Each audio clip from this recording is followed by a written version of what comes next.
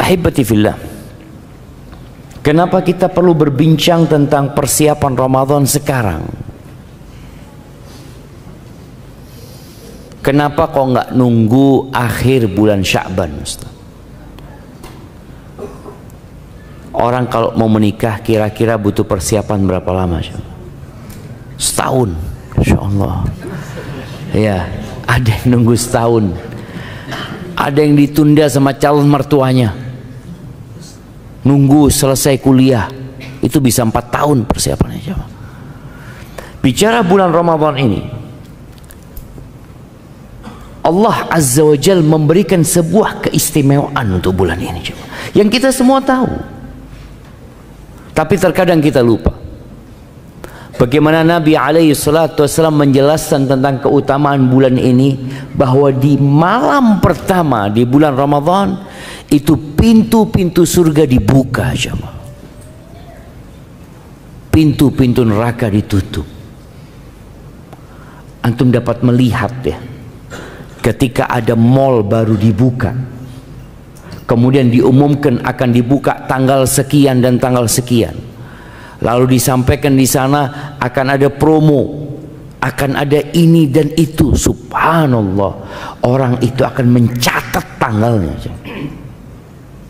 untuk mempersiapkan diri. Bagaimana kalau yang dibuka itu pintu surga, yang ditutup pintu neraka? Dan subhanallah, akan ada penyeru yang terus menyeru kepada kebaikan. Setan-setan dibelenggu. Dan di setiap malam bulan Ramadan itu ada orang-orang divonis bebas dari api neraka.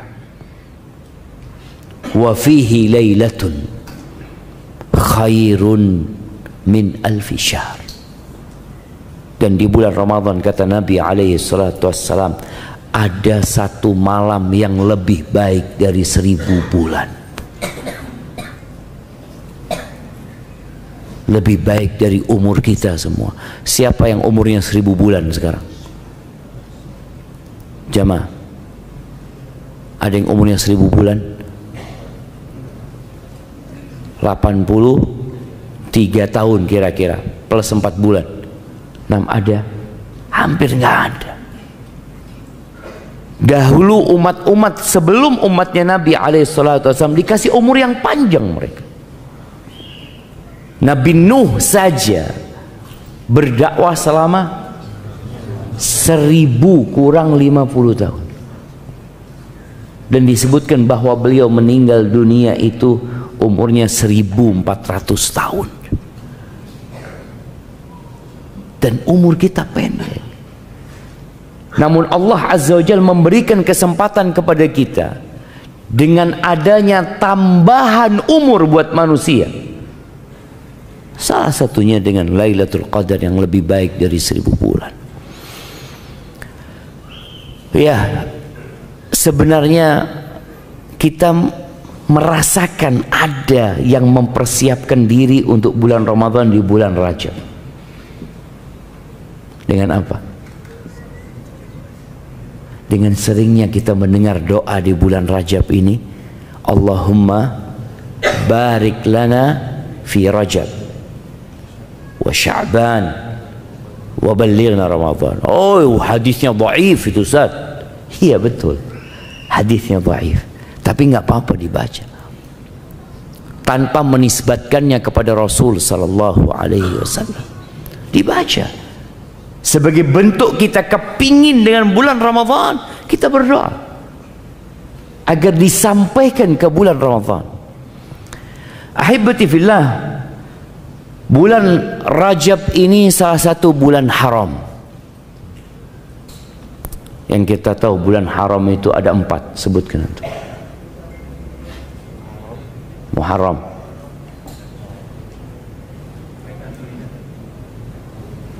Rajab, iya, Muharram, Rajab, kurang 2.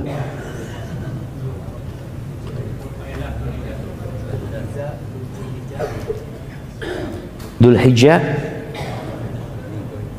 Syawal. Barakallahu fiik. Nah, Iya, bulan haram itu ada 3 yang bersambung dan 1 yang terpisah. Yang terpisah bulan Rajab ini. Yang bersambung itu bulan Dzulqa'dah, Dzulhijjah, Muharram.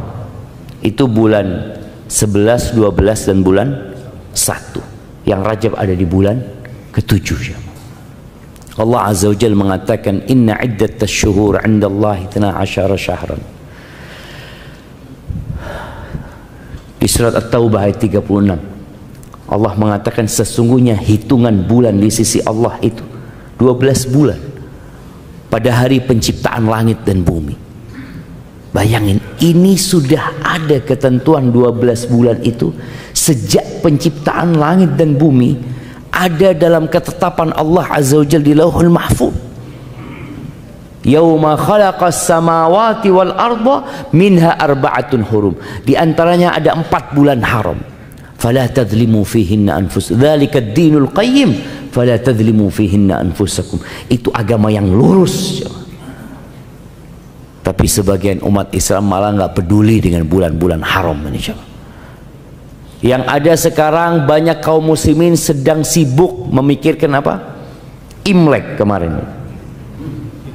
Kita lihat di banyak media, oke, Imlek itu punyanya siapa? Punyanya orang-orang Cina, orang-orang Konghucu mungkin. Ya sudah, biar mereka yang meramaikan hal itu. Sebelumnya ada tahun baru Masehi. Punya siapa? Punya orang-orang umat Kristiani. Biar mereka yang ribut. Kenapa kita harus disibukkan dengan kegiatan orang lain? Antum ketika melihat ada orang punya acara jemaah di pinggir jalan ya, apakah kemudian semua orang turun di tempat itu? Duduk, ada acara ya? Iya, saya mau ikut, kata lu. Bapak siapa, kata dia. Antum akan ditolak sama orang itu. Kenapa? Karena bukan acaranya antum. Tapi kenapa banyak umat Islam yang dengan acara orang lain sibuk dia jemaah? Ya, karena lupa dengan identitas dirinya. Bapak ini siapa? Umpamanya ada tulisan acara pertemuan perkumpulan orang-orang Padang umpamanya. Kadang-kala mereka perantau itu kan bikin acara pertemuan gitu loh. Tahu-tahu antum mampir di sana. Antum akan ditanya, Bapak orang mana? Orang Padang? Bukan, saya orang Jawa, kata dia. Loh, maaf, ini acaranya orang Padang, Bapak. Tapi sebagian kita nggak malu, nggak malu. Kata Nabi SAW, la tattabi'unna sanana man kana qablakum. Kalian benar-benar akan mengikuti ajaran-ajaran orang-orang sebelum kalian. Bayangkan, kalian itu orang sekarang mengikuti ajaran orang sebelum kalian, dan mengikutinya secara persis ya, shibron bi shibrin. Jadi sejengkal persis satu jengkal kita mengikutinya. Wa dhira'an bi dhira'in.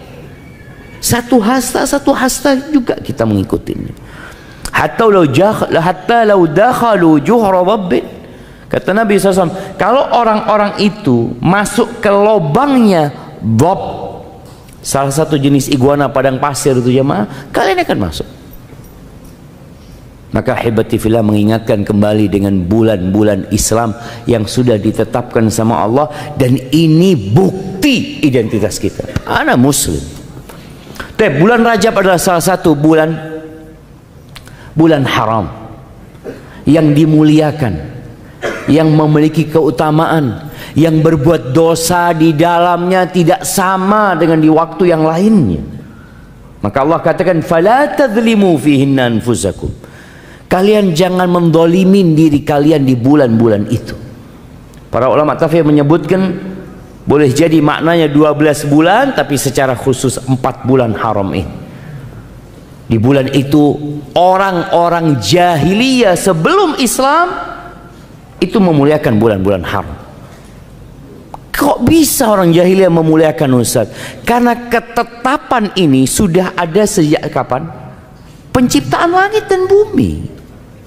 bukan sejak diutusnya Rasul sallallahu alaihi wasallam, bukan. Makanya orang jahiliyah nggak perang di bulan-bulan haram itu. Bagaimana sebagian umat Islam yang datang ke kota Madinah itu dari berbagai penjuru jazirah Arab datangnya di bulan haram. Karena bangsa Arab kalau masuk bulan haram ngelihat kafilah dagang nggak berani mereka merampok. Bahkan disebutkan melihat pembunuh bapaknya mereka nggak berani balas dendam. Kenapa? Bulan haram. Kok sekarang kita yang sudah muslim malah lupa dengan keutamaan bulan haram ini. Baik, ahibati fillah. Para ulama terdahulu, para salafus saleh disebutkan bahwa 6 bulan sebelum Ramadan mereka itu sudah berdoa mengatakan Allahumma ballighna Ramadan. Ya Allah, sampaikan kami ke bulan Ramadan. Kita doa enggak jemaah? Kita enggak tahu dengan bulan Islam. Kebanyakan kita masih ada yang bertanya, insya Allah kita puasa kapan ya Ustaz? Loh, kapan? Muslim? Ya Muslim Ustaz. Ya Ramadan puasanya umat Islam. Kok dia kadang-kala puasa bulan apa jemaah? April? Maret, April. Sejak kapan disyariatkan puasa di bulan Maret? Coba cari kitabnya tuh. Baca buku-buku fikih. Ketika bicara rukun Islam, ada nggak pembahasan di situ puasa bagi umat Islam dimulai tanggal berapa Maret? Tanggal berapa? 21? 22. Dimulai 22 Maret, selesai tanggal April. Nggak ada semua. Yang ada bulan Ramadan. Maka nggak perlu lagi kita sibuk. Kapan insya Allah kita puasa ya? Kapan kita insya Allah lebaran? Dan itu terus dibicarakan oleh umat Islam. Maka mulai tahun ini usahakan kita mulai pandai mengatakan kepada orang-orang yang masih nggak tahu, tanya kapan insya Allah puasa? 1 Ramadan. Loh ya itu 1 Ramadan kapan? 1 Ramadan itu setelah 30 Sya'ban insya Allah. Kasih tahu dia. Karena dia nggak tahu kapan yang namanya 1 Ramadan. Betul jemaah. Dia nggak tahu bahwasanya sebelum Ramadan itu namanya bulan Sya'ban. Kasih tahu dia. Dan insya Allah dengan cara seperti itu umat Islam semakin kenal. Ketika ulama terdahulu mereka mengatakan Allahumma ballighna Ramadan, ya Allah sampaikan kepada kami bulan Ramadan, karena bulan Ramadan itu ada di hati mereka. Bulan yang dipilih sama Allah dari 12 bulan itu untuk diwajibkan rukun Islam berpuasa di bulan itu. Gak bisa digantikan dengan bulan lain. Allah tetapkan hal itu. Kemudian bulan itu dipilih sama Allah sebagai bulan diturunkannya Al-Quranul Karim. Syahrul Ramadhan alladhi unzila fihi Al-Quran. Itu bulan Ramadan. Dan bulan Rajab ini adalah bulan persiapan untuk Ramadan. Makanya Al-Imam Ibn Rajab rahimahullahu ta'ala dalam kitabnya Lataiful Ma'arif, ketika beliau menyebutkan tentang amalan-amalan tiap bulan berkaitan dengan bulan Rajab ini, beliau menyebutkan sebuah ungkapan dari Abu Bakar Al-Warraq Al-Balkhi rahimahullah. Dia mengatakan Syahrul Rajab syahrun lizzara. Bulan Rajab ini adalah bulan untuk bercocok tanam. Petani itu kalau mereka hendak bercocok tanam, mereka ngelihat bulan. Kalau dia terlambat bercocok tanam, memilih waktunya nggak tepat, terkadang akan berdampak kepada hasil panen. Ketika awal mulai musim hujan, mereka mulai itu mempersiapkan diri. Mereka juga berpikir apa yang mau ditanam. Ini musimnya tanam apa? Tanam padi, nggak mungkin dia tanam bawang. Tanam jagung, nggak mungkin dia tanam padi. Kenapa? Kalau antum tanam padi, nggak ada air sekarang ini, sudah berhenti musim hujan. Perairan juga sulit umpamanya. Maka tatkala ulama-ulama menjelaskan bulan Rajab ini syahrun lizzara, agar kita tahu nih, oh berarti kita sudah mulai nih nanam, mulai sekarang nih, udah lewat nih 8 hari. Sebagian kita belum tanam apa-apa. Sebagian kita juga belum berpikir untuk menanam. Padahal ini bulan untuk bercocok tanam. Wa syahru Sya'ban syahrus saqi. Bulan Sya'ban itu bulan untuk menyirami apa yang kita tanam. Setelah ditanam, diperhatikan, disirami. Wa Ramadan syahru hasadiz zara. Bulan Ramadan bulan untuk panen. Kita ini sering baca tentang bagaimana para salafus soleh di bulan Ramadan, tapi kita hampir tidak pernah mendengar bagaimana mereka sebelum Ramadan. Yang ada Ramadan. Kita akan baca umpamanya tentang sebagian ulama yang dalam bulan Ramadan menghatamkan Al-Quran 30 kali. Jadi sehari sekali. Ya Allah, kok bisa Ustaz ya? Ana setahun ini belum hatam Ustaz. Dari Syawal kemarin sampai hari ini belum hatam Ustaz. Ya insya Allah ana masih sampai ya akhir Al-Baqarah Ustaz. Bayangin jemaah, dari bulan Syawal sampai sekarang sampai mana? Akhir Al-Baqarah.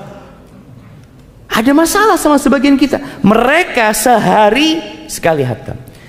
Al-Imam Syafi'i diriwayatkan bahwasanya beliau itu di bulan Ramadan menghatamkan 60 kali. Nggak mungkin Ustaz. Nggak bisa. Ada sebagian yang menafikan hal itu.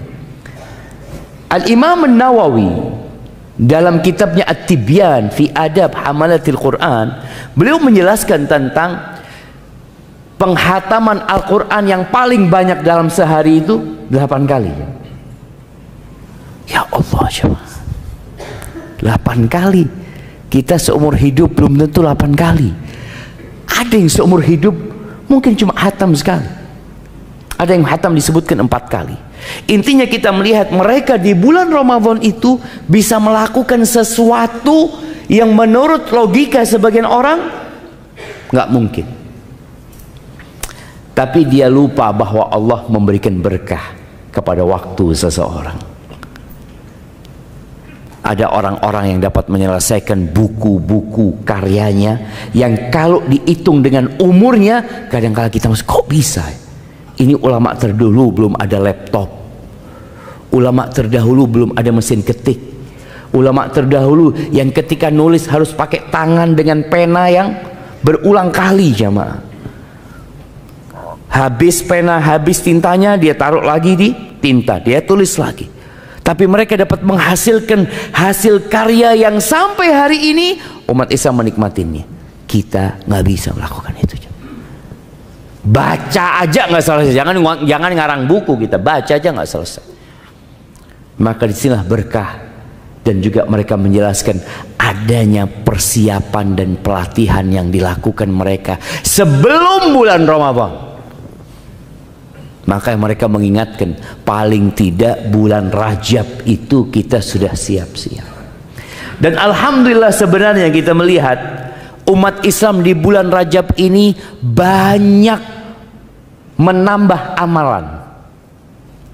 Cuma amalannya kadangkala tidak diajarkan sama Rasul sallallahu alaihi wasallam. Ini jadi masalah.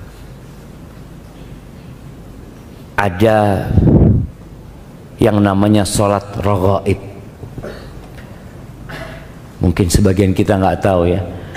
Para ulama menyebutkan tentang sholat raghaib ini, dia itu sholat yang dilakukan pada hari Kamis pertama di bulan Rajab, malam Jumat.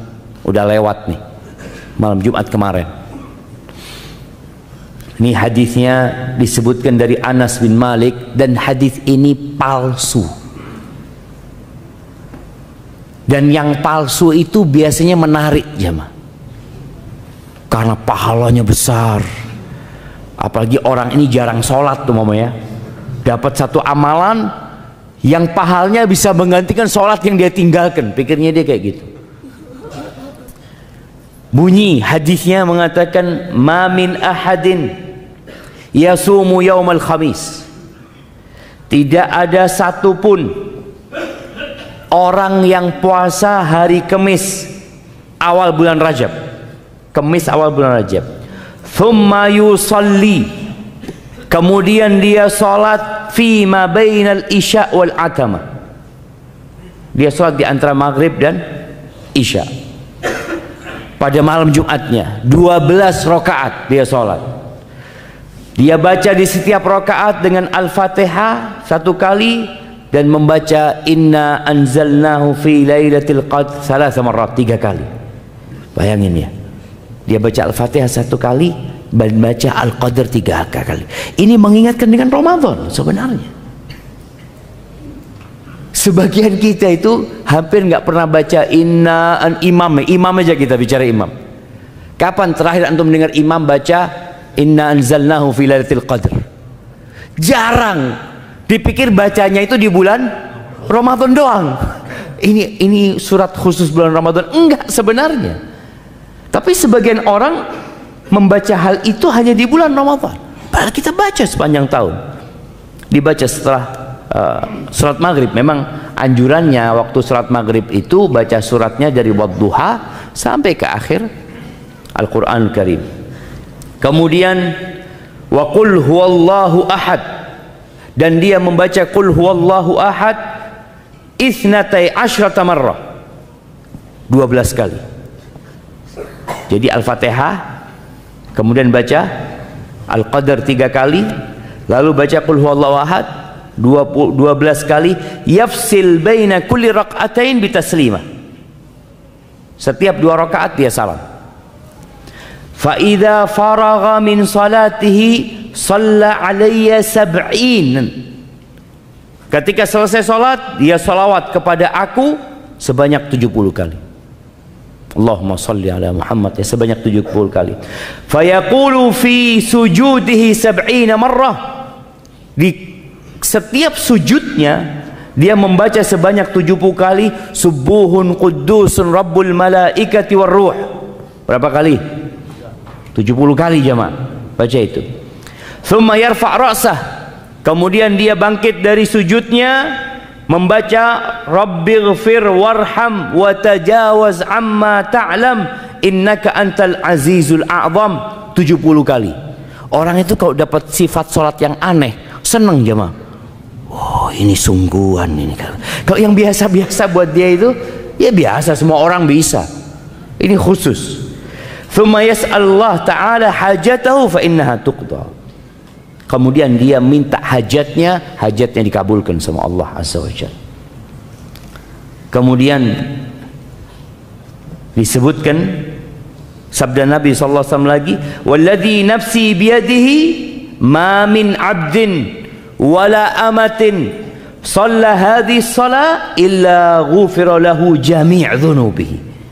Tidak ada seorang hamba laki-laki atau wanita yang melakukan salat ini, namanya salat raghaib ini jemaah, melainkan Allah ampuni semua dosa-dosanya. Walau kanat mithla zabadil bahr, walaupun sebanyak buih di lautan, wa adadir ramal, sebanyak pasir di muka bumi ini, wa waznil jibal, walaupun dosanya seberat gunung-gunung yang ada di muka bumi ini, wa waraqil asjar, sejumlah daun-daunan di pohon, wa yashfa yaumal qiyamah, dan dia pada hari kiamat akan memberikan syafaat fi 700 ahli baitihi, memberikan syafaat kepada 700 keluarganya yang sudah ditetapkan divonis masuk neraka. Siapa yang nggak mau jamaah? Aduh Ustaz, bismillah Ustaz. Telat tuh Ustaz ya. Telat sudah jamaah. Ini hari Kamis kemarin. Kita harus nunggu setahun lagi. Cuma yang jadi masalah hadisnya ini maudhu'.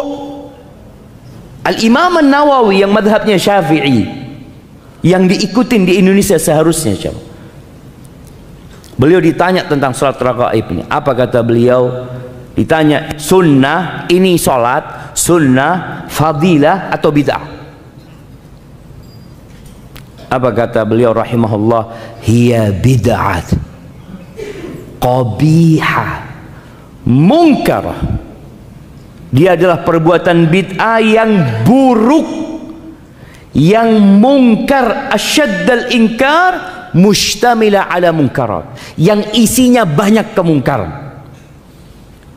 Fayata'ayyan tarkuha, harus ditinggalkan. Wal i'rad anha, berpaling dari salat ini. Wa inkaruha ala fa'iliha, dan orang yang melakukan itu harus diingkari, enggak boleh dibiarkan. Wala yughtar bi kathratil fa'ilina laha, jangan tertipu dengan banyaknya orang yang mengamalkan hal itu. Di berbagai negeri beliau mengatakan, wala bikauniha madhkura fi qutil qulub, jangan pula terpedaya karena disebutkan dalam kitab Qutil Qulub kata beliau, atau di kitab Ihya Ulumuddin atau buku-buku yang lainnya, karena memang nggak ada itu seperti itu. Hadisnya palsu. Panjang beliau menjelaskan hal itu. Mungkin sebagian orang tadi mempersiapkan diri untuk Ramadan dengan membersihkan diri dari dosa. Bayangin jamaah, kalau antum sholat itu aja 12 rakaat, mungkin sebagian mengatakan panjang juga, capek. Ya enggak lah, mudah sekali, dilakukan setahun sekali, tapi antum dapat pahala apa?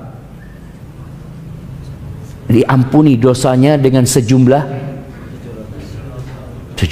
diampuni dosanya dengan sejumlah buih di lautan, sejumlah pasir yang ada di muka bumi, seberat gunung-gunung, sebanyak daun yang berjatuh, dan antum akan bisa memberikan syafaat kepada 700 keluarga antum jemaah. Santai jemaah, berhenti, tidak usah sholat. Kapan? Nanti Ustaz, tahun depan anak sholat lagi.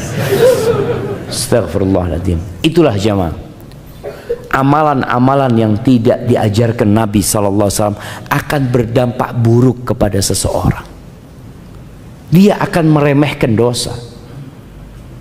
Maka semoga kita tahu bulan Rajab ini memang bulan untuk bercocok tanam, tapi bercocok tanam yang sesuai dengan sunnah Nabi SAW. Karena syarat diterimanya amalan itu dua. Yang pertama, ikhlas. Yang kedua, sesuai dengan sunnah. Kita nih yang udah kenal sunnah lebih sering menitik beratkan kepada sesuai dengan sunnah. Kita lupa dengan syarat yang pertama, yaitu ikhlas lillahi ta'ala.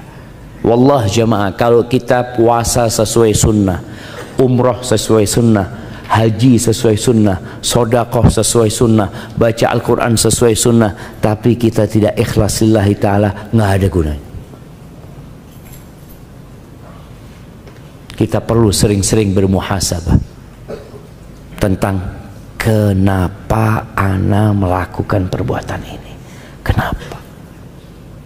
Hari ini kita datang kajian pagi-pagi, hari Senin, waktunya orang kerja, antum ngantuk. Sebagian anak lihat dia berusaha untuk melawan kantuknya. Ketika kita tidak ikhlas lillahi ta'ala, wallahi yang ada neraka. Bukan hanya tidak diterima jamaah, tapi Allah azab dengan neraka. Man amila amalan, kata Allah dalam sebuah hadis qudsi, asyraka fihi ma'i ghairi taraktuhu wa syirka. Barang siapa yang beramal sebuah amalan yang dia menyisipkan selain aku dalam amalan itu, dalam niatnya, aku tinggalkan dia dengan yang aku disekutukan olehnya. Taib ahibati fillah, perlunya persiapan ini sebagai bentuk kita serius. kita sungguh-sungguh. Perbedaan orang munafik dengan orang beriman, tatkala ada sebuah momentum. Kalau di masa Nabi SAW itu, ya ada panggilan jihad fi sabilillah, ada ajakan untuk berperang, yang waktunya itu kadangkala ya insidentil, tidak ditetapkan. Kita mau berangkat bulan ini, enggak dikatakan ya kita berangkat umpamanya tanggal sekian hari ini. Orang-orang munafik itu jamaah selalu saja punya alasan. Dia datang kepada Rasulullah SAW, ya Rasulullah, ana nggak bisa ikut perang, ana punya acara ini, ana punya ini, punya itu, mohon maaf mereka. Terus seperti itu. Nanti ketika Nabi SAW pulang dari satu peperangan dan mereka tidak ikut perang, mereka datang lagi minta maaf kepada Rasulullah SAW. Ya Rasulullah, kami ini sebenarnya kepingin ikut perang, kepingin berangkat, tapi mungkin anakku sakit, ini itu, banyak alasan. Apa kata Allah di surat At-Taubah ayat 46? Walau aradul khuruja la a'addu lahu uddah. Dan jika mereka benar-benar mau berangkat untuk berperang itu, tentulah mereka menyiapkan persiapan untuk keberangkatan itu. Siap tapi nggak jadi, tapi kan dia mau berangkat. Seperti seorang umpamanya ketika dikatakan yuk kita berangkat punya acara ini, dia mengatakan ya Allah, anak itu tas sudah siap, semua sudah siap, tapi anak-anak sakit. Ini benar, dia memang ingin, sehingga dia membuktikan itu dengan persiapan. Apa kata Allah? Walakin karihallahum bi'athahum. Mereka memang nggak kepingin berangkat, dan Allah nggak suka dengan keberangkatan mereka juga. Fathabbatahum, maka Allah melemahkan keinginan mereka. Jadi kemauannya itu Allah bikin lemah. Dan dikatakan waqila qudu ma'al qa'idin, sudah kalian duduk sana bersama orang-orang yang tinggal, yang nggak ikut perang. Begitu pula kita dengan Ramadan. Kita benar enggak ingin mendapatkan Lailatul Qadar? Kita benar enggak ingin mendapatkan vonis bebas dari api neraka di bulan Ramadan itu? Kita benar enggak ingin puasa? Di bulan Ramadan jemaah ada satu masalah besar ya. Masih banyaknya umat Islam yang nggak puasa, khususnya pekerja kasar. Yang bangun masjid ini sempat dibangun di bulan Ramadan, sempat. Yang bangun puasa, sebagian besar, sebagian kecil. Sebagian kecil yang dibangun masjid di bulan Ramadan, dibuat tarawih, yang bangun nggak puasa. Sebagian mereka jamaah ketika ditanya, nggak kuat Pak Ustadz, nggak kuat. Sahur nggak tadi? Enggak Pak Ustadz.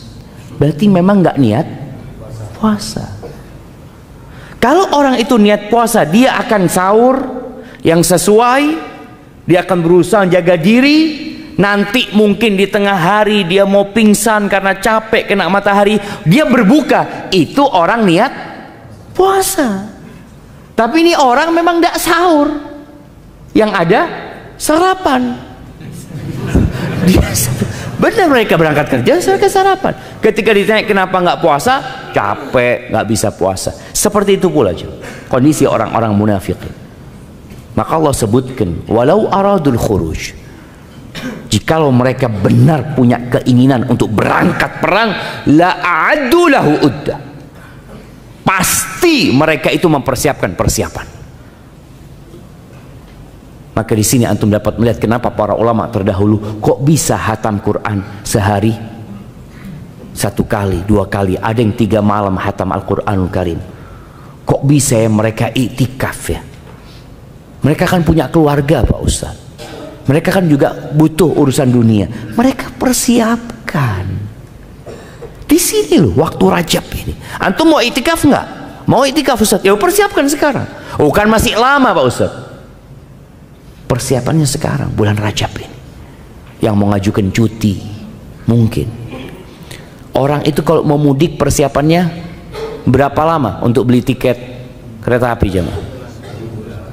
Sebulan, 2 bulan sebelum kadangkala mereka sudah mempersiapkan jemaah. Bahkan setahun sebelumnya mereka persiapan buat mudik. Dari sisi dia menabung, ya, karena dia anak mau pulang. Loh, buktinya mau pulang, anak nabung gitu loh. Karena anak mau pulang, anak harus beli tiket pesawat buat 4 anak anak Ustaz, seperti itu. Maka dia mempersiapkan hal itu. Ahibati fillah, persiapan yang paling utama adalah ya namanya bercocok tanam. Persiapannya adalah membersihkan tanah itu jemaah. Tanah yang hendak kita tanamin ini dibersihkan dahulu.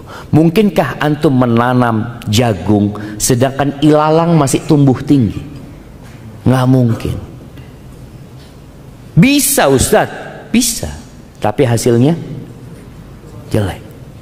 Mungkinkah antum tanam padi pada saat sawah itu masih banyak ilalang dan belum dibajak jemaah? Nggak mungkin jemaah. Artinya orang aja berpikir seperti itu. Bagaimana kalau yang akan ditanamin ini tanah itu namanya al-qalbu, qalb, tempat Allah memandang jemaah. Tempat kebaikan itu tumbuh, tempat keimanan, tempat ketakwaan. Yang kata Nabi SAW, at-taqwa hahuna, at-taqwa hahuna. Ketakwaan itu di sini. Beliau menunjukkan kepada dadanya, jantungnya itu 3 kali. Dan kita tahu puasa Ramadan ini apa kata Allah? Ya ayyuhalladzina amanu kutiba alaikumus siyam kama kutiba alal ladzina min qablikum la'allakum tattaqun. Disyariatkan puasa itu.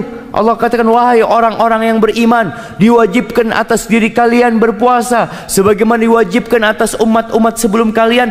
Apa targetnya? La'allakum tattaqun. Di mana tempat takwa itu? Hahuna, kata Nabi SAW. Di sini. Maka sekarang kita perlu bersihkan tanah itu, bersihkan hati kita dari segala penyakit hati, dari dosa-dosa yang biasa kita lakukan. Sebenarnya jamaah, Rasul sallallahu alaihi wasallam itu sudah mengajarkan kepada kita amalan harian untuk membersihkan hati. Salat 5 waktu. Itu untuk penghapusan dosa jamaah.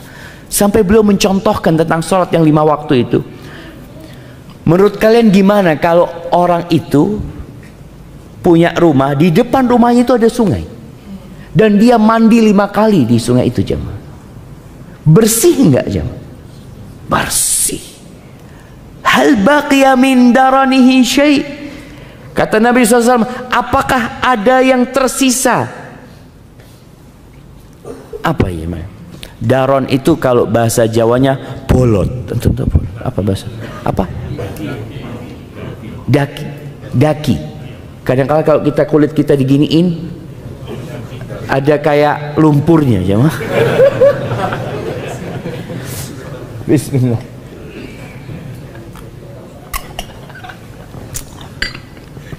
Apakah ada yang tersisa? Nggak ada yang tersisa. Itu kalau mandinya bener. Tapi kalau cuma nyemplung, nyebur keluar, ya kayaknya nggak berubah jemaah. Yang ada cuma basah doang. Begitu pula dengan kualitas sholat kita. Tatkala sholat kita yang 5 waktu ini berkualitas, seperti antum mandi ya, antum sabunin diri antum ya, kemudian antum siram lagi, ada yang disabun, kemudian pakai batu jemaah. Batu apa? Batu gosok tuh ya. Batu apung ya. Oh, batu apung lagi, semakin bersih. Maka Anda mengajak semuanya sekarang untuk memperbaiki kualitas sholat yang 5 waktu dulu antum. untuk penghapusan dosa ini jemaah. Gimana sholat antum selama ini? Kita masih sering sholat jamaah, masuk ke tempat sholat dalam kondisi pikiran kita masih di mana-mana. Nah, imam tadi rakaat pertama baca apa? Yang nggak tanya jamaah. Sebagian kita baca apa? Tadi anak amin, yang jelas tadi itu amin. Iya. Dan jelas ikut amin dia betul. Setelah itu wallahu a'lam. Maka coba kita pelajari lagi bagaimana sholat. Bacaan sholat kita yang mungkin selama ini hanya satu model, yang membuat kita terjebak dalam rutinitas sehingga tidak lagi merasakan, itu kita tambah dengan bacaan-bacaan yang diajarkan Nabi SAW lainnya. Umpamanya selama ini kita sholat itu rukuk selalu membaca Subhana Rabbiyal Azim, Subhana Rabbiyal Azim. Kan sah Pak Ustadz? Iya sah. Sampai mati antum baca itu pun sah. Tapi Nabi SAW mengajarkan kepada kita untuk jadi lebih baik, jadi naik tingkatan kita. Selain baca itu Nabi baca apa mamanya? Subhanakallahumma bihamdika Allahumma gfirli. Oh, Nabi baca itu. Oke, ana baca itu lagi. Atau Allahumma laka raka'tu wa bika amantu. Ada bacaan-bacaan Nabi SAW. Antum tambahin tuh supaya kualitas sholatnya nambah. Kemudian yang kedua, bacaan suratnya. Sebagian kita alhamdulillah sejak dia muda sampai tua, sampai mau mati, bacaan suratnya itu 5. Ustaz, kan sah sholatnya, sah betul. Tapi apa antum nggak kepingin nambah gitu? Ana nambah insya Allah. Tahun ini ana mau nambah Alhaakumut Takatsur. Sudah nambah 1 surat. Nambah tapi jam. Makanya kalau antum tiap tahun nambah 1 surat, umur antum 50 tahun, insya Allah antum hafal 50 surat. Yang umur 40 tahun anggap sudah, yang dari umur 1 sampai 10 tahun itu nggak dihitung sudah jemaah, karena dia sudah punya hafalan yang pendek-pendek itu, yang dia hafal ketika dia masih kecil. Dia punya 40 surat jemaah. Sudah hatam juz amma plus 3 surat. Juz amma selesai, tambah al-mursalat, tambah al-insan, tambah al-qiyamah, itu 40 surat yang umurnya 40 tahun. Tapi kita melakukan itu enggak jemaah? Oh, jangan memberatkan Pak Ustadz. Bukan urusan memberatkan. Jemaah, ini setahun sekali nambah 1 surat. Tapi kadang-kadang kita nggak punya keinginan aja, nggak punya. Tadi kita sebutkan bagaimana Allah menegur orang-orang munafikin. Walau aradul khuruj, kalau mereka punya keinginan untuk berangkat, buktinya apa? Persiapan. Kalau kita punya keinginan tiap tahun menambah 1 surat, buktinya apa? Ana lakukan. Tiap hari ana dengerin Ustaz. Insya Allah jamaah 1 bulan antum tiap hari dengarkan Alhaakumut Takatsur, hafal. Insya Allah, nggak sulit. Itu mamanya. Bacaan tadi, bacaan ruku, bacaan Qur'annya diperbaikin, kemudian bacaan sujudnya. Kita berusaha untuk menjaga kualitas sholat ini, karena ini termasuk bentuk kita membersihkan hati kita dari dosa-dosa itu. Kemudian memperbaharui taubat. Nabi SAW tiap hari jemaah, beliau beristighfar, membaca Rabbighfirli wa tub alayya innaka antat tawwabur rahim 100 kali. Ini selain yang kita baca selesai sholat ya. Ini beliau di luar itu, yang dalam beberapa riwayat disebutkan membacanya itu selesai sholat duha. Rabbighfirli wa tub alayya innaka antat tawwabur rahim. Ustaz, itu kan buat orang yang banyak dosanya Ustaz. Ana ini baru pulang umroh Ustaz. Oh, Insya Allah. Jadi sebagian orang ini jamaah, dia merasa ana masih bersih. Nabi SAW jamaah, beliau benar-benar mengajarkan kepada kita, agar kita tidak sok suci. Dengan cara apa? Nih orang yang paling suci, orang yang dijaga dari semua dosa, maksum Nabi kita SAW. Bahkan Allah mengatakan, qad ghafarallahu laka ma taqaddama min dzambika wa ma ta'akhkhar. Itu sudah diampuni dosa yang lalu dan yang akan datang. Nabi SAW, Nabi beristighfar 100 kali sekali duduk. Maka mulai saat ini usahakan tiap hari antum punya waktu duduk beristighfar 100 kali. Dihitung, dihitung. Pakai tangannya itu lebih mulia. Tapi yang nggak biasa ngitung mungkin bisa pakai tasbih umpamanya.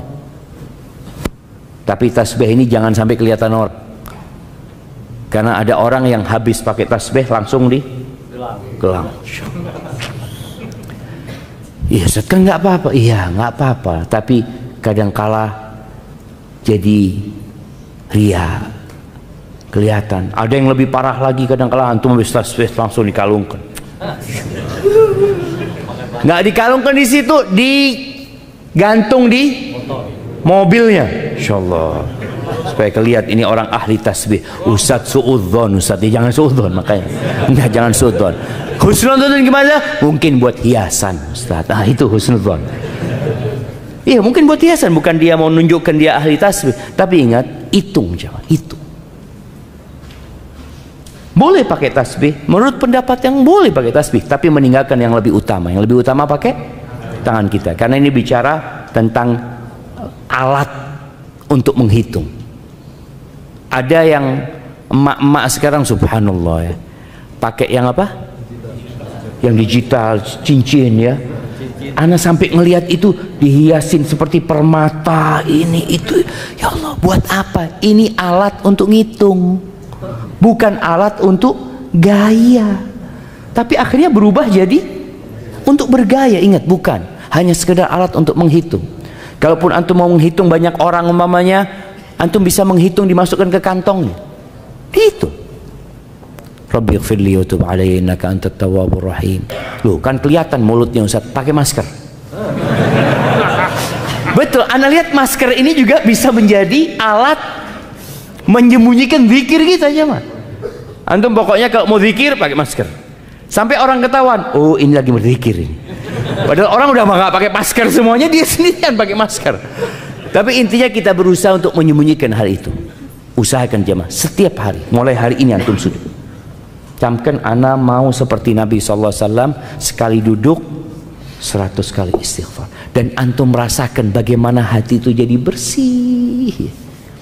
Karena Nabi SAW menyebutkan, idza adznaba atau innal abda idza akhta'a khati'atan, seorang hamba apabila melakukan perbuatan dosa, nukitat fi qalbihi nukta sauda, akan ada nokta hitam.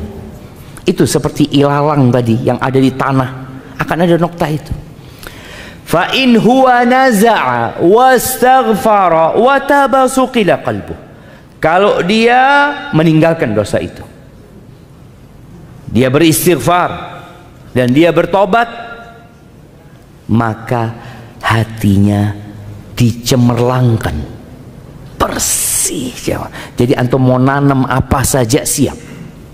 Wa in ada zida fiha, kalau dia kembali berbuat dosa, bukan bertobat tapi nambah dosanya, maka akan ditambah nokta hitam itu hatta ta'luwa ala qalbih, sampai menutupin yang namanya jantung. Maka itu mungkin yang dapat kita lakukan di hari-hari ini, selain menambah amalan-amalan lain jamaah. Yang jelas bulan Rajab ini hindarin perbuatan dosa dan tambah amal-amal yang biasa Nabi ajarkan kepada kita untuk diamalkan. Puasanya Senin Kemis seperti yang Nabi SAW ajarkan. Puasa tengah bulan tanggal 13, 14, 15. Atau ya Allah Ustaz, ana ini sulit berpuasa, antum puasa 1 hari di bulan Rajab ini, 1 hari. Yang nggak pernah puasa sunnah, bulan Rajab puasa 1 hari. Karena Nabi SAW ketika ada seorang sahabat tanya sama Nabi SAW tentang puasa, Nabi mengatakan kepadanya, sum yauman fi kulli syahr, sallallahu alaihi wasallam, puasa paling tidak 1 hari dalam sebulan. Maka antum puasa bulan Rajab. Nanti bulan Sya'ban lain lagi. Bulan Sya'ban itu bulan diangkatnya amalan, dan Nabi SAW memperbanyak puasa di bulan Sya'ban. Kemudian bacaan Qur'annya mulai antum baca. Kenapa? Karena bulan Ramadan itu syahrul Qur'an. Kalau antum punya cita-cita menghatamkan Al-Quran di bulan Ramadan, maka di bulan ini pun antum sudah mulai membiasakan diri. Contohnya, setiap habis sholat wajib, ana mau baca 1 halaman. Sudah baca 1 halaman. Dan usahakan bacanya sama artinya. Sehingga nggak ada pertanyaan di bulan Ramadan. Ana sering ditanya di bulan Ramadan, Ustadz, lebih afdol mana Ustadz? Baca Quran sama artinya atau menghatamkan Al-Quran tanpa artinya? Ini orang-orang yang memang jarang baca Quran. Muncul pertanyaan itu. Tapi kalau dia sudah tiap hari baca Quran dengan artinya, insya Allah nggak muncul pertanyaan itu. Karena dia sudah terbiasa dengan membaca dengan artinya. Jadi petunjuk dalam Al-Quran itu didapat dengan kita membaca artinya. Pahala insya Allah didapat dengan kita membaca huruf-hurufnya. Ahibati fillah. Kemudian bicara tadi membersihkan hati jamaah, bersihkan hati dari segala penyakit juga jamaah. Quran ini termasuk yang membersihkan hati, dan banyak penyakit hati ini diantaranya hasad, iri, dengki. Ada di antara kita yang masih menyimpan dendam sama saudaranya, sama kerabatnya. Tolong diselesaikan di bulan ini, karena bulan Sya'ban bulan diangkatnya amalan jamaah. Yang punya ya mungkin tidak bertegur sapa dengan saudaranya, mulai saat ini antum datang minta maaf sama dia. Dengan itu semoga Allah membersihkan hati kita, dan kita benar-benar siap untuk masuk ke bulan Ramadan. Allahumma barik lana fi Rajab wa Sya'ban wa ballighna Ramadan. Baik, itu mungkin dapat Anda sampaikan. Ini ada beberapa pertanyaan yang masuk. Bismillah.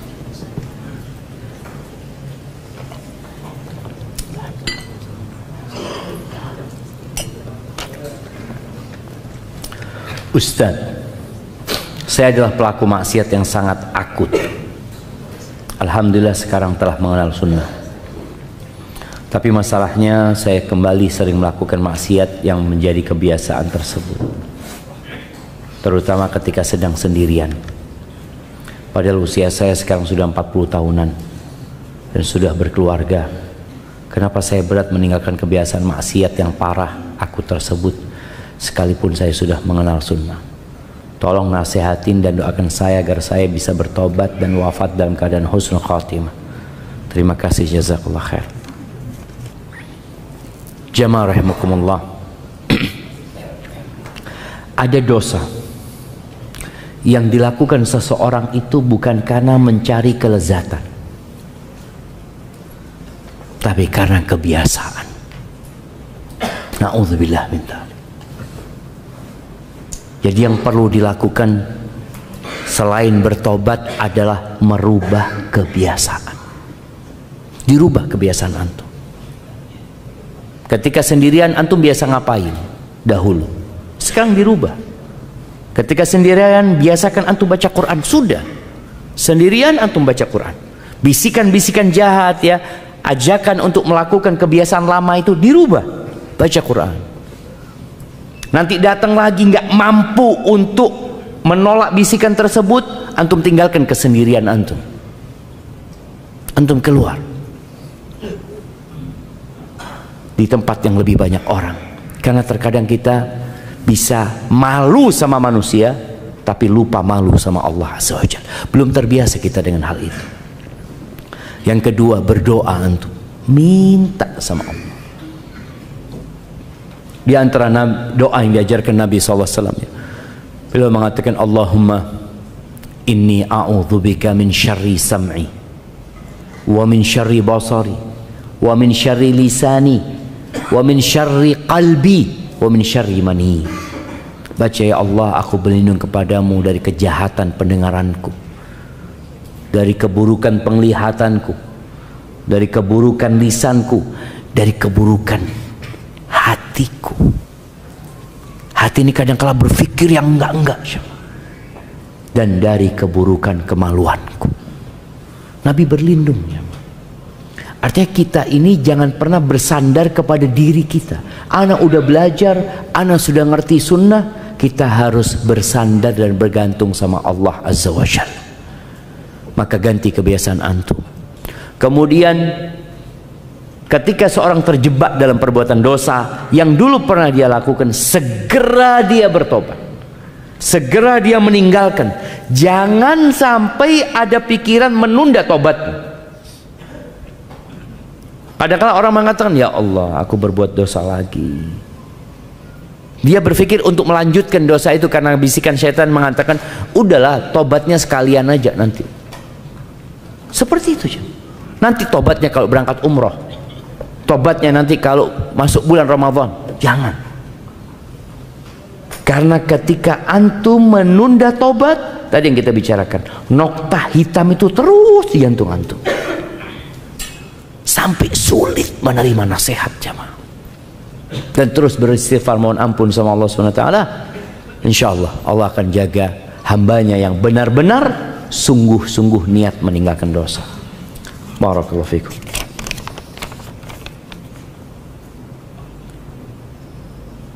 Suami saya berencana iktikaf tahun ini, namun tidak anak izinkan.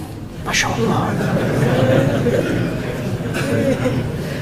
Karena takut sendirian di rumah. Apakah anak istri yang durhaka Ustaz karena menghalangi suami berbuat kebaikan? Jazakallah khairan. Yang pertama, suami juga perlu memperhatikan kondisi istri. Kalau dia bersama istrinya tinggal di pinggiran hutan yang banyak binatang buas, ya jangan iktikaf antum. Atau iktikaf bersama istri. Tapi kalau istri tinggal di tempat yang nyaman, yang aman, yang suaminya keluar kota nggak ada masalah, yang suaminya bekerja nggak ada masalah, tapi mau iktikaf jangan, itu bermasalah istrinya. Maka kalau dikatakan apakah ini istri durhaka, tadi tergantung kondisimu. Kalau memang letak perumahanmu di tempat yang berbahaya, kalau nggak ada suami di malam hari, maka suami harus tahu diri, karena dia punya kewajiban untuk menjaga istrinya. Jangan sampai istrinya nanti ya mau datang perampok atau datang pencuri ini dan itu. Tapi kalau tempatnya aman, insya Allah nggak ada masalah. Istri juga nggak berhak, karena sudah dipilihkan sama suaminya tinggal di perumahan yang aman, yang tentram, dan sudah dicukupin semua kebutuhan. Jangan sampai suami mengatakan ana mau iktikaf. Nah, loh gimana urusan makan kita? Wallahu alam. Ana nggak tahu.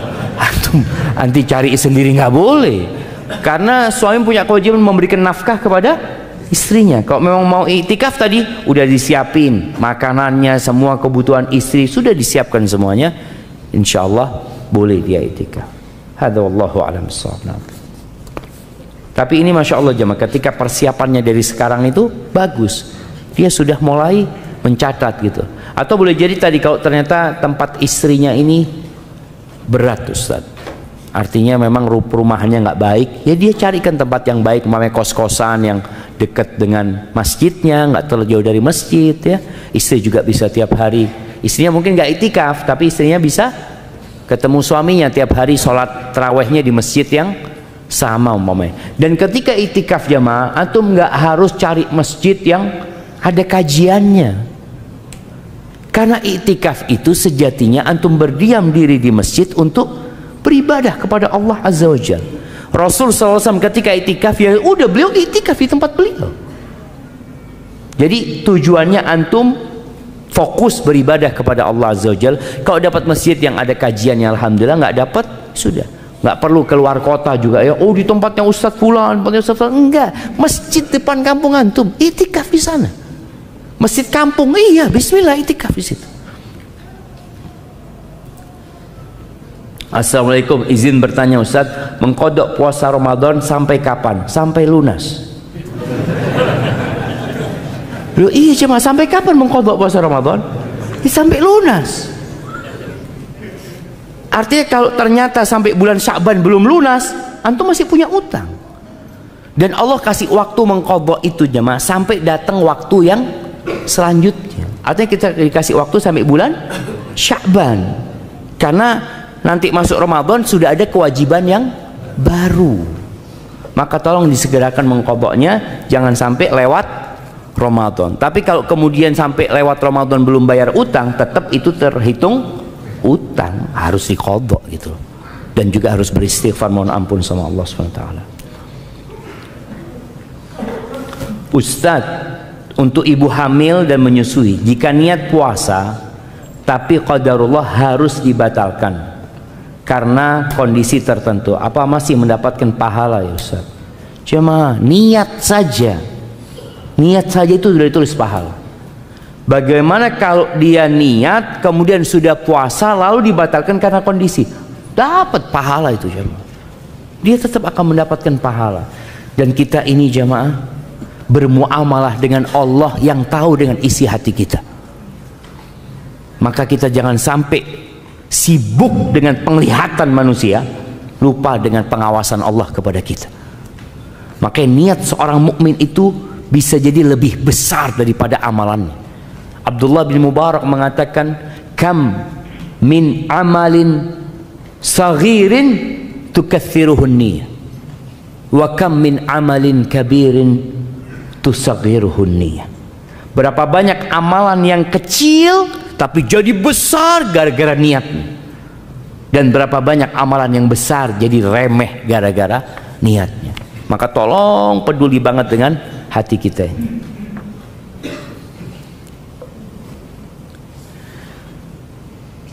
Semoga Allah merahmati Ustadz dan keluarga serta seluruh kaum muslimin. Ustadz, sebagian salaf di 6 bulan setelah Ramadan berdoa agar amalan diterima, dan 6 bulan sebelum Ramadan berdoa agar disampaikan di bulan Ramadan. Apakah ada riwayat-riwayat doa-doa yang dibaca sebagian salaf tersebut Ustadz? Jazakallah khair. Wallahu a'lam bishawab ya. Kalau riwayat tentang nas doanya, teks doanya nggak pernah ana lihat ya, ana nggak pernah mendapatkannya. Mungkin ada di buku-buku para ulama, tapi yang jelas berdoa minta diterima itu seperti doanya Nabi Ibrahim, Rabbana taqabbal minna innaka antas samiul alim. Maka ya setelah Ramadan itu biasanya mereka saling mendoakan dengan ucapan apa? Taqabbalallahu minna wa minkum. Itu yang riwayat disebutkan, mereka saling mendoakan dengan taqabbalallahu minna wa minkum. Kalau bicara bagaimana doa supaya disampaikan ke bulan Ramadan, ya mungkin seperti yang ada riwayat dhaif, Allahumma ballighna Ramadan ya, atau Allahumma barik lana fi Rajab wa Sya'ban wa ballighna Ramadan. Mohon nasihatnya Ustaz buat suami saya, insyaallah. Ini kayaknya dibawa ke sini suami yang masih merokok. Apa ada doa khusus Ustaz? Ana suka kasihan, tidur aja nggak tenang, batuk terus. Ini jam. Orang kadang-kala karena kebiasaan, udah kebiasaan dia merokok. Sebagian mereka itu sudah tidak menikmatin lagi jam. Rokok itu udah nggak menikmatin dia, karena dia apa ya, batuk ini itu. Tapi karena kebiasaan, jadi nggak enak kalau nggak ngerokok gitu loh jam. Terus bagaimana? Nah, kembali kepada tadi cerita Allah di surat Taubah. Andai kata orang-orang itu niat, walau aradul khuruj la'addu lahu udda, mereka benar-benar niat bertekad untuk berjihad, mereka akan persiapan. Kalau orang itu niat berhenti merokok jemaah, niat, dia akan persiapan. Yang pertama dia lakukan adalah berdoa, minta sama Allah, ya Allah bantulah hamba ya Allah untuk berhenti merokok ya Allah, bantulah hamba ya Allah. Ada sebagian orang nggak berani doa itu jemaah karena masih enak rokok. Gimana anda mau minta berhenti ngerokok, dia masih menikmatin rokok. Maka minta kepada suaminya, ajak suaminya, mas doa mas, minta sama Allah, ya Allah bantulah hamba untuk berhenti ngerokok, ya Allah bencikan kepada hamba rokok ini Allah. Minta sama Allah. Dengan cara seperti itu insya Allah Allah bantu. Dan ini istri, Masya Allah ya, kadangkala bapak-bapak yang masih merokok ini jangan sampai didoakan istrinya cepat mati. Nah, kadangkala istri ngomong, ya Allah ini sakit-sakitan terus gini kan ngerepotin, kalau langsung mati kan nggak apa-apa. Itu jangan sampai seperti itu, karena memang ada suami-suami yang nggak tahu diri, disayang sama istrinya tapi dia nggak merasa disayang gitu. Barakallahu fikum.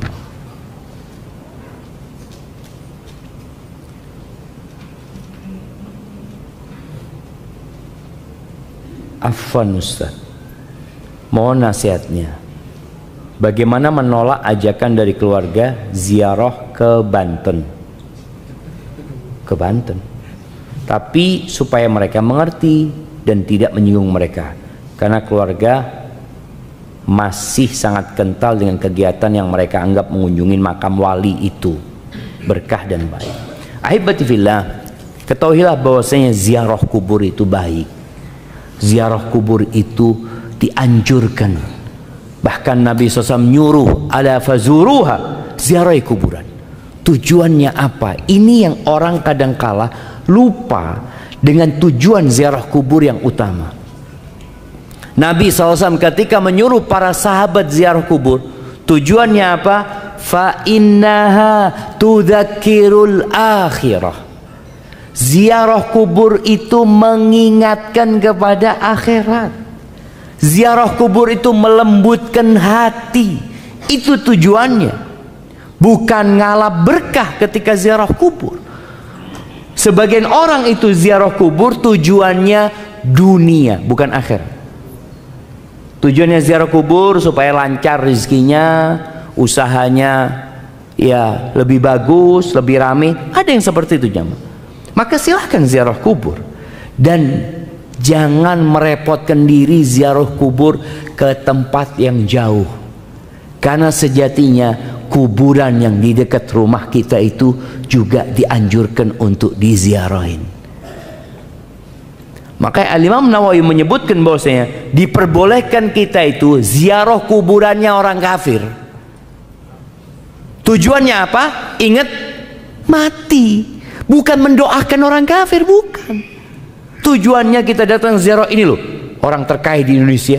Oh ini ya, mati gitu. Allah. Jadi tujuannya itu supaya ingat mati, ingat sama akhirat ya mah, bukan ingat sama dunia.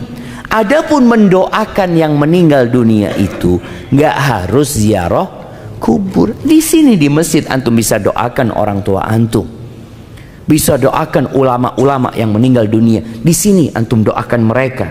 Ketika antum berangkat umroh di tempat-tempat mustajab, antum doakan orang-orang yang berjasa, yang mereka banyak berbuat baik kepada antum umpamanya. Itu di waktu-waktu yang mustajab. Tidak harus dengan ziarah kuburnya. Kalau memang kita pas ziarah kubur ya kita doakan. Tapi tujuan utamanya adalah tudzakiru al-akhirah, mengingatkan akhirat. Jadi kalau tadi dikatakan bagaimana ketika keluarga ngajak ziarah, ayo ziarah ya. Ini ada kuburan di sebelah sini. Nggak harus kuburan yang jauh, jamaah. Ajak bismillah. Kita lihat di sana, kita doakan mereka yang meninggal, ucapan salam kepada mereka supaya ingat akhirat. Masya Allah jamaah. Urgen. Pertanyaan terakhir jamaah. Assalamualaikum Ustaz. Semoga Ustaz dan keluarga senantiasa dalam lindungan Allah Subhanahu wa taala. Afan Ustaz, ana bertanya di luar materi. Ana mempunyai seorang istri yang ngefan dengan artis Korea. Mendengarkan musik, kasar kepada suami. Loh, ana pikir yang nonton Korea itu jadi lembut ya. Katanya lembut-lembut mereka, gimana nggak tahu ya. Kasar kepada suami dari perkataan maupun tindakan, melalaikan sholat, mengakhiri sholat, bahkan pernah sampai meninggalkan, itu pun bukan sesekali. Tidak ingin mempunyai anak, sedangkan anak menikah hampir 3 tahun, dan tidak membantu anak berbakti kepada orang tua. Apa yang harus anak lakukan Ustaz? Antum bungkus saja.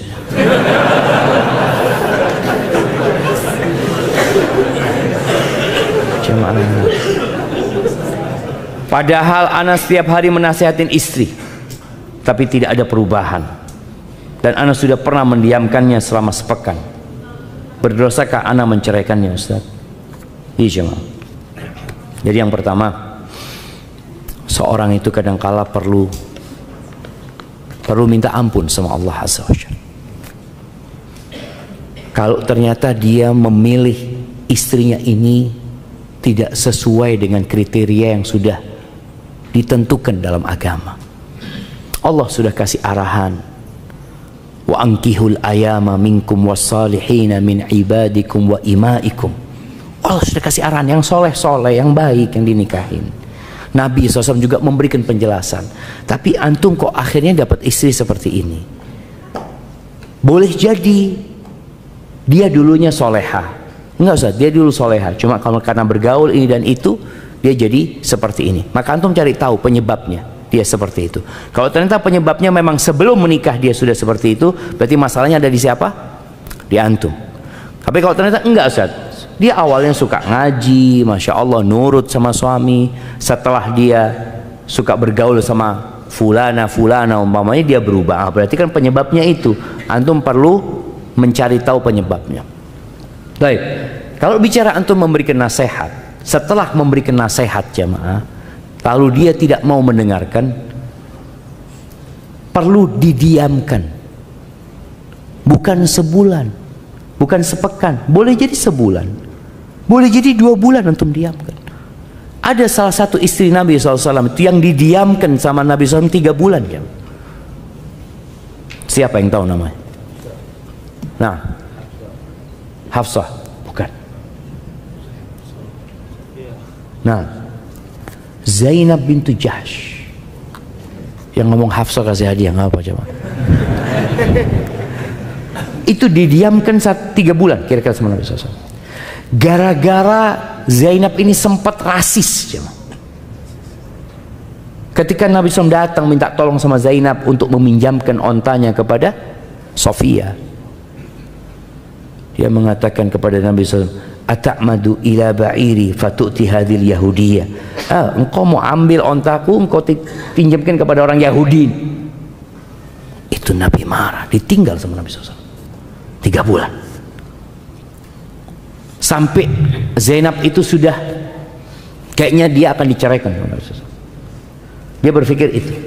Kasurnya Nabi itu sudah diberdirikan sama dia.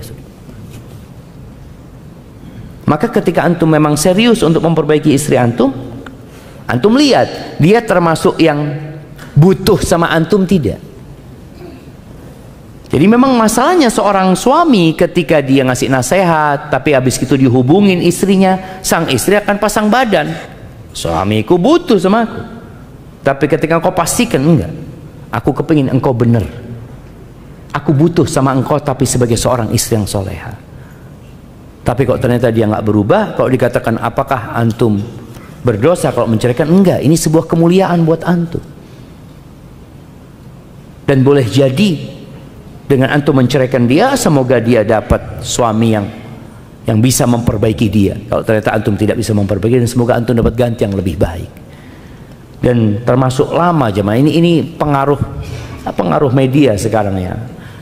Perempuan nggak mau punya anak ya. Korea itu kayak gitu. Sekarang Korsel, mana lagi? Jepang ya, Cina sendiri, pada nggak mau punya anak mereka cuma.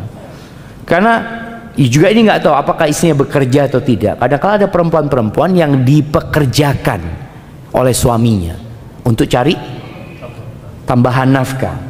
Tapi ada perempuan yang memang niat bekerja sendiri.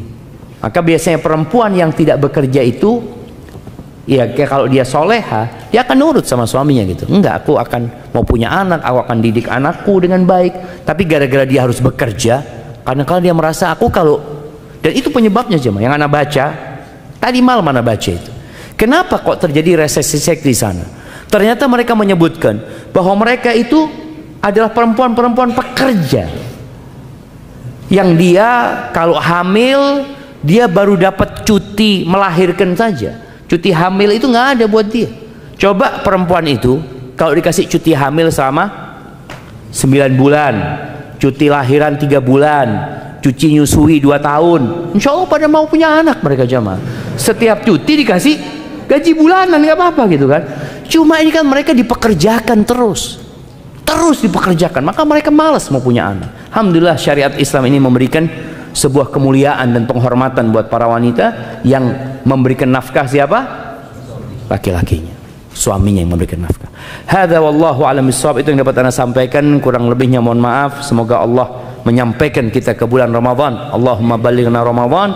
Subhanakallahumma bihamdika asyhadu an la ilaha illa anta astaghfiruka wa atubu ilaik. Assalamualaikum warahmatullahi wabarakatuh.